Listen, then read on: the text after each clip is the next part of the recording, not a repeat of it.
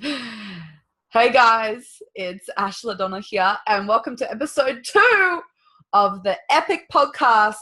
E.P.I.C standing for Extraordinary People, Inspiring Communities, and I have my soul sister, my sister from another mister, who I hold dear to my heart. I love her. She's frequent in my funny videos, and we're going to be filming so many fun videos when I see her next month in Los Angeles. It is none other than Georgina Noel, and she is an amazing life transformational coach using EFT, using energy healing work. She is next freaking level, and I love her to death. So G, yo, welcome. It's a pleasure to be here, Ashley. Thanks so Welcome much to the podcast. Oh, thank you. You've got my serious voice. Okay, I'm going into my serious podcast voice right now, so I'm very excited. Very excited that you're here. It's going to be very serious. I hope everyone is expecting very serious, meaningful, deep conversation. And that is pretty much our life together, isn't it? Just a very serious type friendship. Very. We dot all the I's and cross all the T's, and that is what we're about. No, so I'm really excited that you're here, and you absolutely are inspiring your community, and I would love to hand it over to you momentarily, because it's all about me, Ashleigh, on this podcast. I'm kidding. Okay, as it should be. And give us a quick bio of what you do. I know there's a very long list of so many epic things that you do for your incredible community and everyone that follows you on Facebook and everywhere that you're famous. So, G, over to you. Holy shiz, where do I begin? So it all started. Let me take you back. Yeah, let's go roll. many moons ago, grab your popcorn. About 8 years ago, something like that, I think. I was talking to someone about this morning and saying, gosh, this is really bad. I don't remember how long ago this journey started, but that's a good thing, because it means there's been a lot of healing done along the way. So about 8 or 9 years ago, a very close friend of mine committed suicide, and so my life kind of fell, like the arse fell out of it, basically. And I then had to go through, or chose to go through, the journey of piecing my life back together. It was either that or like join him, basically. So it was like that moment of, I'm either sticking around and doing things different and better, or I'm going to go and just end it all as well. So it got pretty bleak.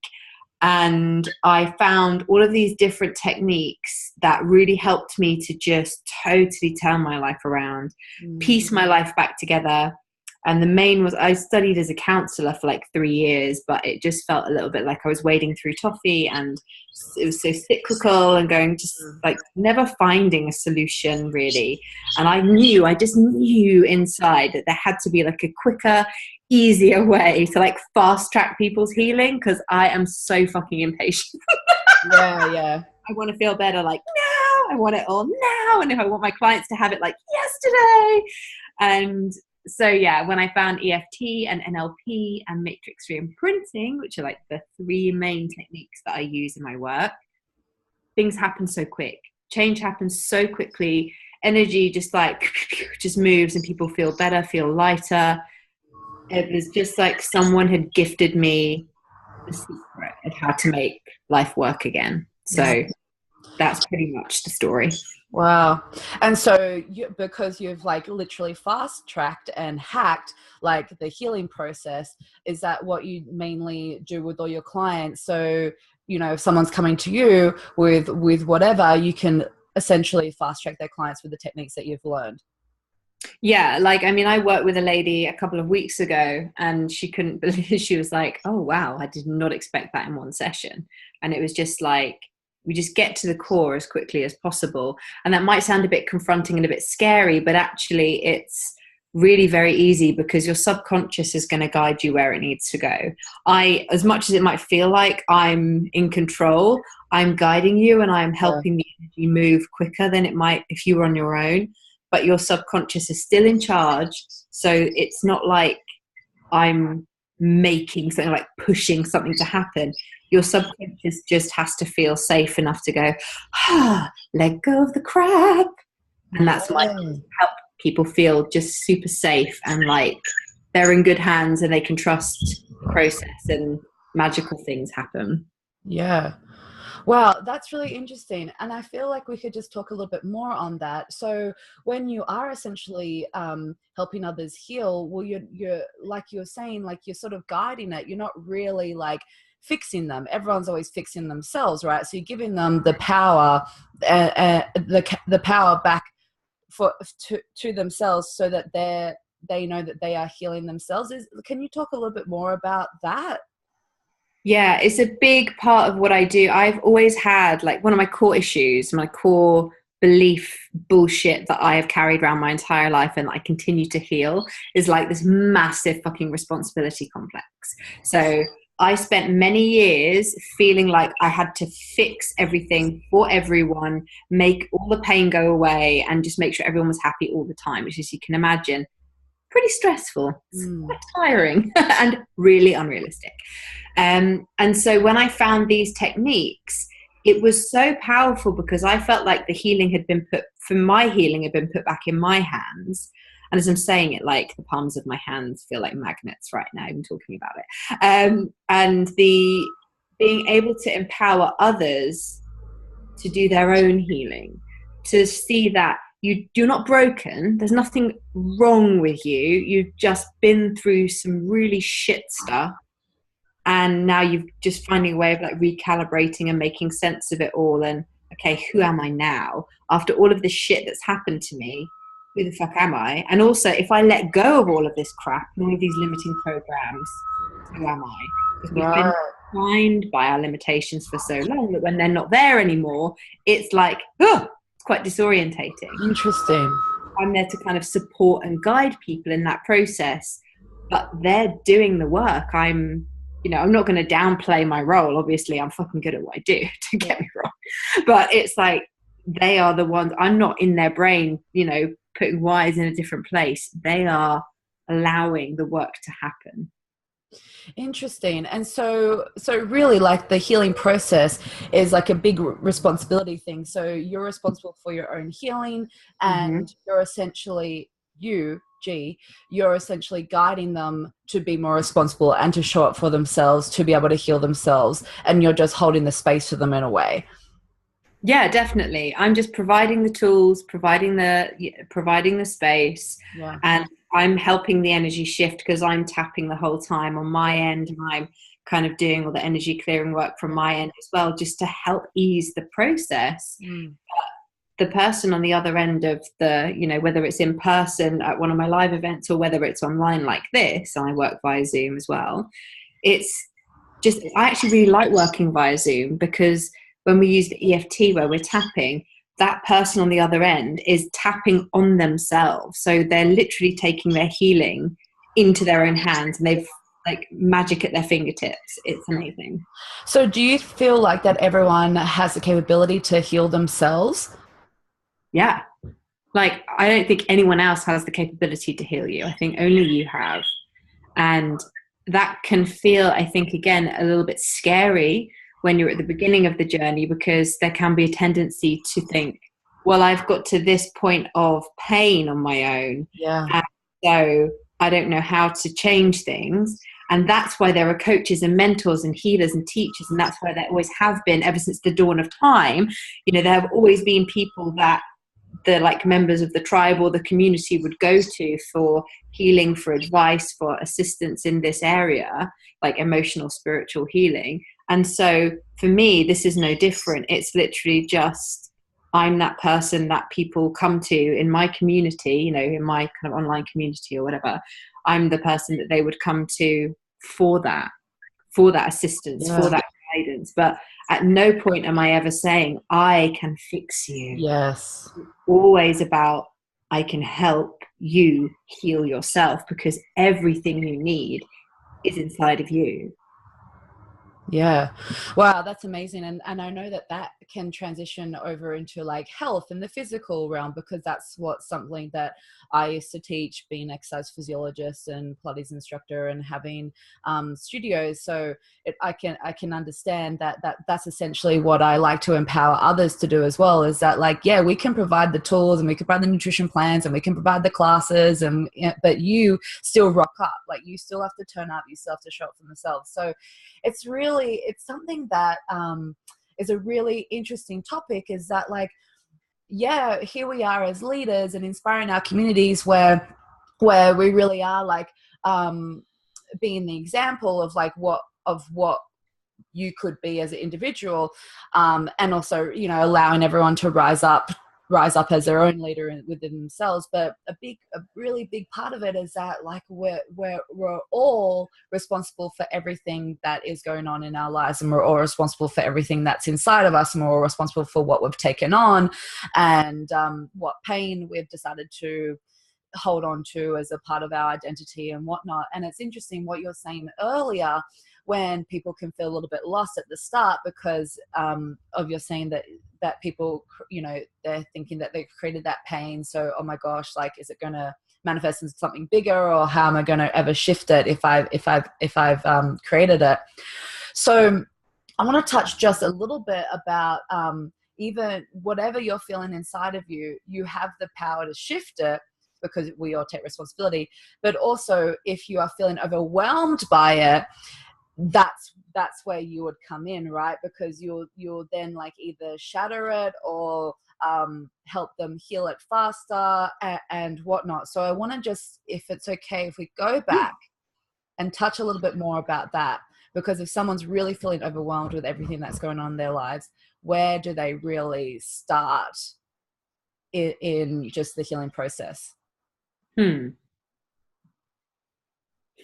someone is feeling overwhelmed, the first thing that I actually did, I've got a free training on this actually, so I'm happy to give it to your people. Yeah, I'll link it in the podcast description for sure. Yeah, it's because I found so many people were saying to me, and I used to have this as well. So this is, again, never from a place of judgment, always from a place of, I've been there too, my friend. For me, overwhelm used to feel like this real thing, like it was something that could happen to you, and it was just almost like it felt like a physical real thing that suddenly just happened, and you're like, oh fuck, now I'm overwhelmed, what do I do? And actually, for me, what I've discovered about my overwhelm pattern is that there is no such thing as overwhelm.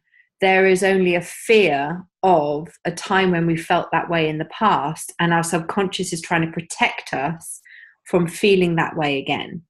So I go more into the training. It's quite like a half an hour thing that I talk about. So feel free to grab that if you want it. As I say, it's completely free. It will sign you up for my mailing list, but if you don't want to be on my mailing list, just get the freebie and then you can unsubscribe, right? There's no obligation. But if you feel that you need that training, please take it, because it is powerful. But if someone is feeling in that space and they've got that energy and that feeling, emotion in their body, the best thing I would say to do is to remind yourself that you're safe, remind yourself that you can get through this moment, maybe have a nap. I know it sounds crazy, but when you're in that stream of like negative momentum, it's very difficult, it can be very difficult to break away from the negative momentum. And so I don't know if any of your lovely listeners, or if yourself ever listen to any Abraham Hicks, they talk about this idea that when you're in negative momentum, whether it's overwhelm or anxiety or whatever it is, the best way to get out of it is not to try and find a way out. Because if you're looking for a way out of something, you're giving the something power. You're saying, this thing is real. It's so real that I have to find a way out of it. Do you get what I mean? Yeah. So the simplest way to go about it, as I say, is probably just to go and have a nap, actually. But if you can't do that because you're, mumming or businessing or working or whatever, then just find a way to distract yourself. Just find a way to, and when I say distract, I don't mean like put Netflix on and, or eat chocolate or whatever. I mean, do something else. Go and have fun. phone a friend, dance like a crazy person, like whatever you have to do, just break that cycle and get out of it. Stop thinking about it and do something, divert your thoughts onto something that completely changes your energetic state. That would be the easiest and quickest way for you to kind of like flick the switch on overwhelm. Wow, that's amazing. And that's so interesting, and it just seems really easy to do. It is. Do you know, the hardest thing is actually, it's so easy that we overthink it. So we're like, it can't be that easy. And so there must be this feels so real. There must be a more complicated way to get out of this incredibly intense feeling. And it's like, no, sometimes you literally just have to like shake your ass and have a little bit of a boogie to Beyonce in the living room, you know, sometimes. And it can feel forced at first. It can feel like, yeah, okay, I'm moving. I still feel like a piece of shit. What am I going to do? Oh my God, I'm still panicking. But before you know it, the physiology just takes over. I mean, as you know, you're probably more of an expert on that stuff than me. When you move your body, things happen. Yeah. Chemicals get released and your body can't help but change gear. Yeah, exactly. Oh, wow. I love all that. So, you know, healing, yeah, it starts from within, but it's not this big mountain that we have to accomplish. It's not like Mount Kilimanjaro, by the way, like, which I climbed, and I really have zero desire to ever do that again. I did a mountain as well. I did Mount Kinabalu. I just horrendous. So adverse mountains right now. Like, I just can't. I just won't do that again. Mountainadverse.com. But why would you ever? I don't know why. But we can use this as an awesome metaphor, because like we're also adverse mountains, which means that we'll never climb them, which means that like our healing isn't represented as this giant mountain that we have to get up and over it, right? Like our freaking healing can just be like an easy swim at the beach, or like a gentle stroll in the park, because really it is as easy as just like 1, shifting the mood; 2, giving yourself permission that it's safe to heal; 3, surrounding yourself with like-minded individuals, spiritual teachers, spiritual healers, tools and techniques to help give yourself permission to shift it and give you that safety to shift it. Because like we don't shift. I mean, I can understand that it's a little bit more difficult to shift things when we generally don't feel safe and when we've been holding on to that. And that's essentially part of our identity. And what you were saying earlier was like, you know, when people shift that part of themselves, like they sort of feel a bit lost with who they are. Mm-hmm. So when, you know, we've now spoken about like, you know, what to do when you're discovering that something needs to be healed, and how easy it is to just start shifting it. So now when you've worked on healing it and shifting it and really feeling, you know, really good about it, about that healing, because it was such a part of your identity, what's your biggest advice to people when they're starting to feel like, whoa, well, now what do I do? I gave so much energy to healing this thing in my life. What do I do now that it no longer has any meaning? So this has happened to me so many times. It even happened to me at the beginning of this year, when I realized that I had been creating my goals, or I'd been like structuring my healing journey around, you know, kind of healing my money story and my, like, you know, getting more successful in my business, and what does success even mean, and blah, blah, blah. So I'd kind of focused my healing journey in that area. Yeah. And I found this pattern of feeling like I needed to prove myself to others and to myself. And because I'd basically been setting my goals pretty much my entire life, I'd been setting my goals on that need to prove myself. I suddenly, like, when I realized that that's why I'd been doing so many things, I genuinely felt lost for about a month. I just kind of went, I don't even know how to set goals anymore. I don't really know what even feels exciting to me anymore, because I used to be driven by getting away from the pain of feeling less than or not enough or whatever. And now I don't have that painful driving force.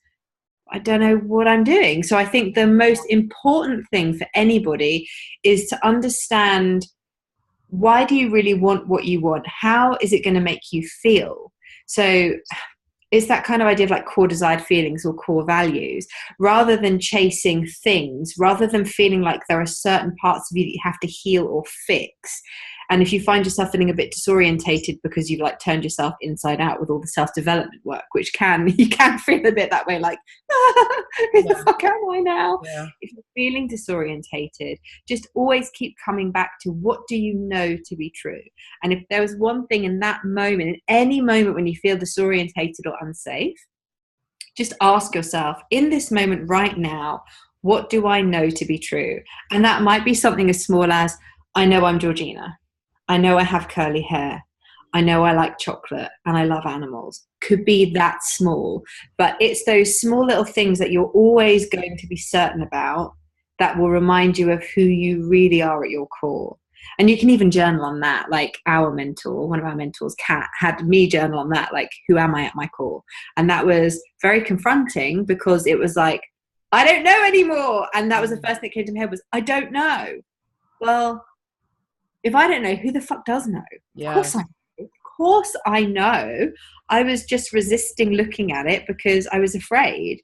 But once I started to remind myself of who I really was at my core, I was back. Yeah. Oh, wow. I love that. Because we always know who we are at our core. Whether or not we've given ourselves permission to actually like bring that forward is another story. Exactly. That's a whole other part of the journey. And there were so many pieces in the puzzle of this healing journey. And I think the biggest piece of advice I could give to anybody is just enjoy it. Yeah. Just enjoy the fact that there are ups and there are downs, and that you've chosen into this journey as an entrepreneur or as a creative or whatever.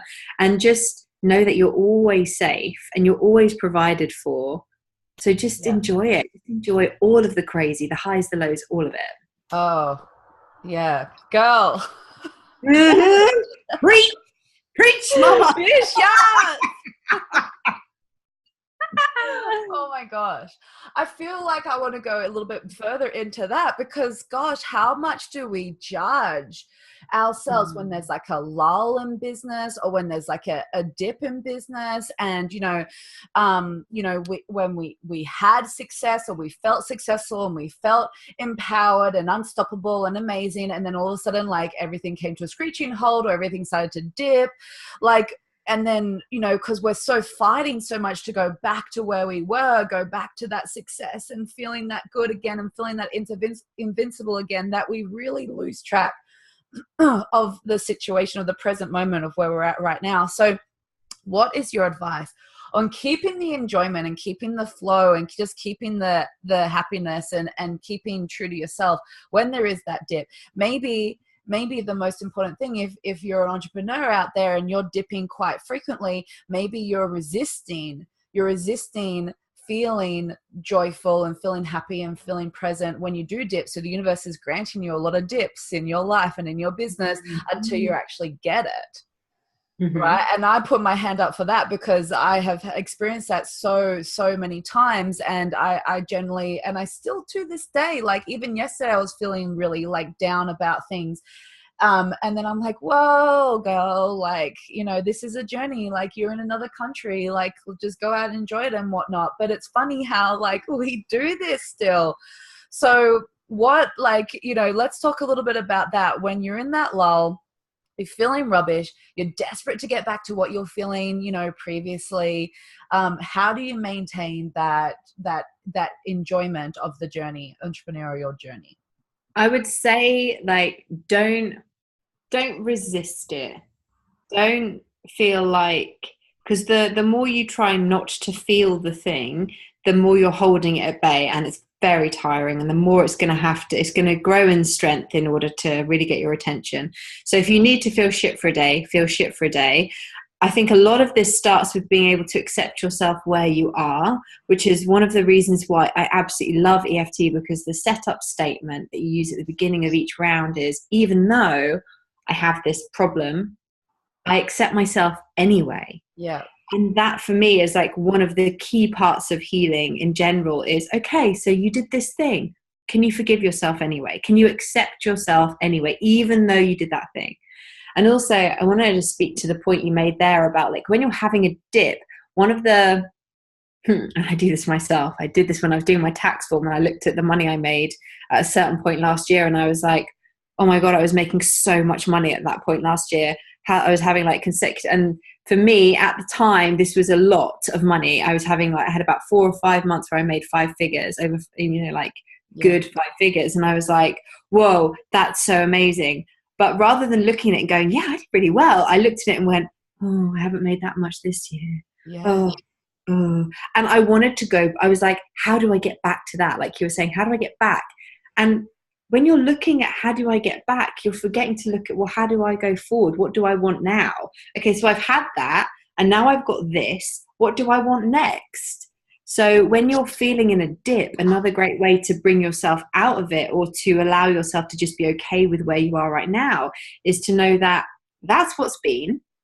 And some of it was freaking awesome. Some of it was a bit shit, let's be honest. But the bits that were good, maybe you get to have even better in the future. And I used to have a lot of people come to me when I used to work just doing EFT, like I used to do one-off sessions in a room in Jersey, in like a medical center. And people used to say to me, I want to get back to the me I was before that accident or before my person passed away. And they'd be like, well, what if you could be even better? What if you could have even less pain than you had before? Because everything you're going through now is all learning and it's all preparing you for something greater. And as long as you're looking back at what you used to have, you're like basically flicking the V's, which I know Americans don't have that. They have flipping the bird, right? We have two. Here in Britain, we have two. And it's like, you're basically flipping the bird and saying, fuck you to what all the amazing stuff that wants to happen for you because you're so busy looking at the past. Yeah. So it's time to just turn your focus and look at what's to come. Okay. I'm going to name this podcast, Don't Flip the Bird to What's Coming to You. Yes! Don't give your future the finger. Don't finger your future. That's 100% what it's going to be. I mean, I knew that we would have some absolute gold in this live stream. Like, that we don't plan anything, but seriously. And I knew You're welcome. You're welcome. I knew it would be. I just knew it would be like a whole mixture of like funny entertainment and then just some real freaking truth bombs and some absolute gold because like it's so interesting. Like we know all this stuff, but us just having this conversation for me has reminded it for me to be like, oh yeah. And so it's like, anyone that might be listening and thinking that like, oh, well, it's easy for Ash and G, like they're already there. It's like, well, actually, like we still generally have those feelings like quite frequently. And no matter where you are on like your physical journey, like you can still have those doubts and that comparatitis. I don't even know how you say that. Comparisonitis. To like, a couple of years ago you, or a year ago you, or even 6 months ago you. So it's just like, it's such an amazing reminder for anyone out there, no matter where you feel you are at.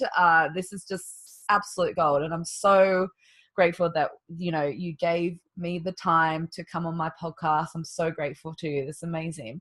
And like G and I go way back, and we get to see each other next month. I'm so excited. Yes. So excited.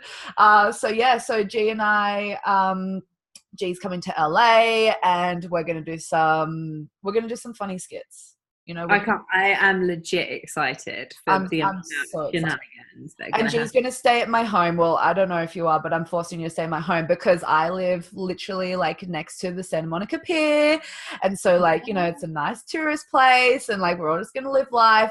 And you get to meet Ace, and Ace, oh my gosh, so funny when you were talking just now.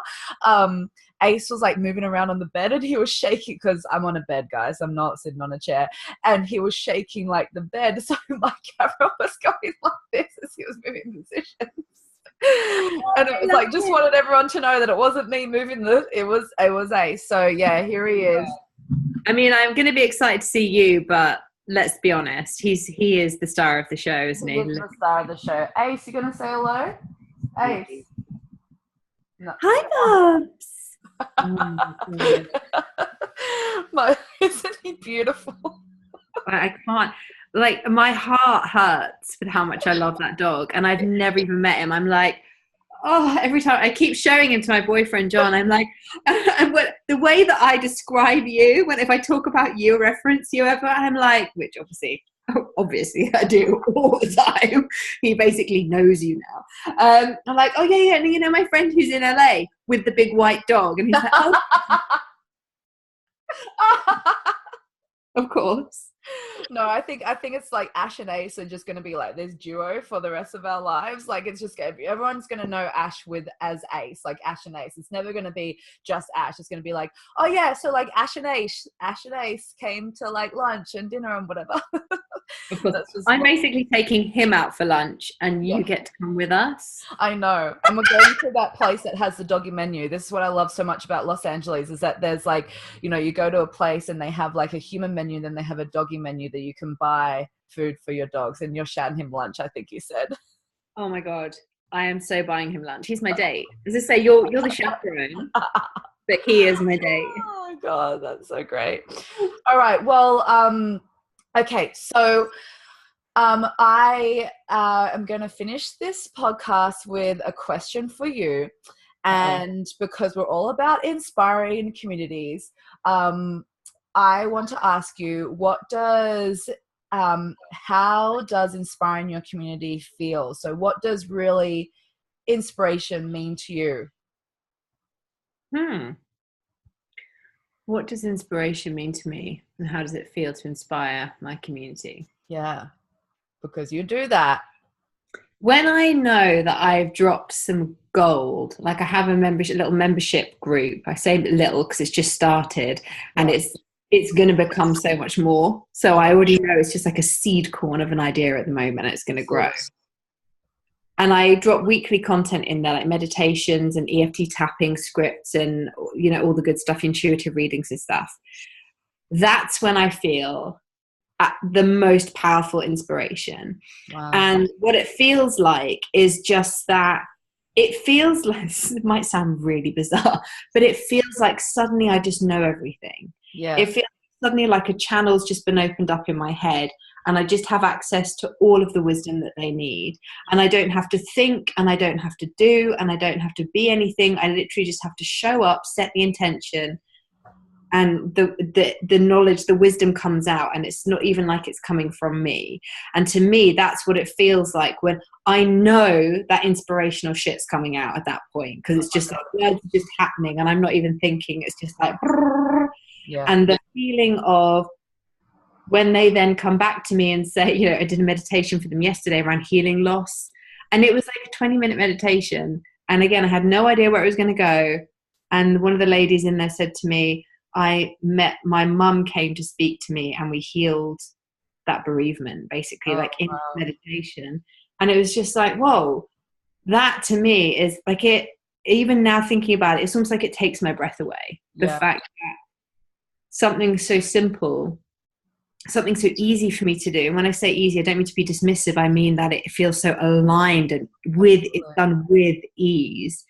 There's something like that can be so powerful for people. It's like a gift. I feel blessed and so deeply grateful to be connected in the way that I am to all that. That's a very long answer, but it was what came out. So there you go. Yeah.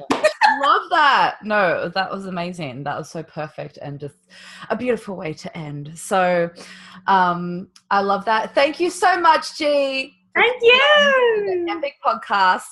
And like I was saying in the podcast, all of G's links and that freebie will be in the description. So you can check that out. And we'll see you guys next time for another epic podcast with some extraordinary people inspiring their communities. So thanks so much, G. All right, I'll speak to you soon. And bye, guys.